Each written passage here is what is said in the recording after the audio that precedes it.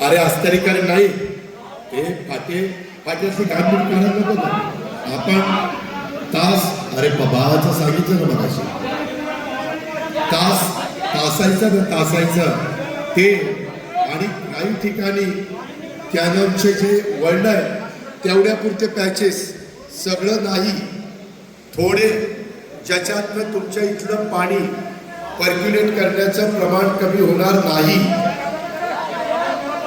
हा त्यामुळे त्याला ऐकू दे ना त्याचं का.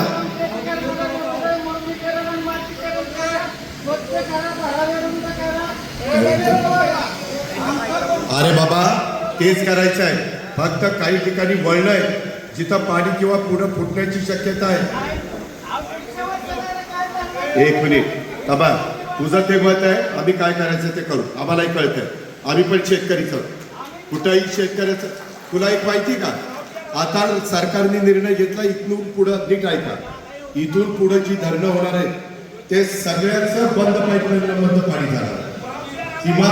आणि तुम्हाला एक आठवत असेल मागं आपल्याही भागात बंद पाईपलाईनला पाणी आणावं अशी चर्चा झालेली होती.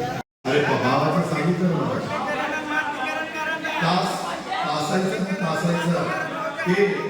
आणि काही ठिकाणी कॅनलचे जे वळण आहे तेवढ्या कुठे पॅचेस सगळं नाही, थोडे ज्याच्यात तुमच्या इथलं पाणी पर्क्युलेट करण्याचं प्रमाण कमी होणार नाही.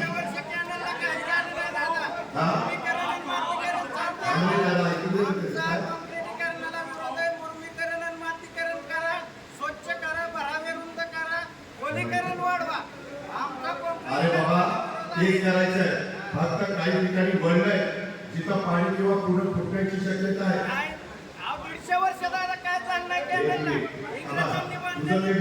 आम्ही काय करायचं ते करू, आम्हालाही कळतंय.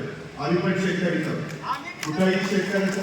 तुला एक माहिती का, आता सरकारने निर्णय घेतला इथून पुढं नीट ऐका, इथून पुढे जी धरणं होणार आहे ते सगळ्यांचं बंद पाईपलाईनमधलं पाणी जाणार किंवा.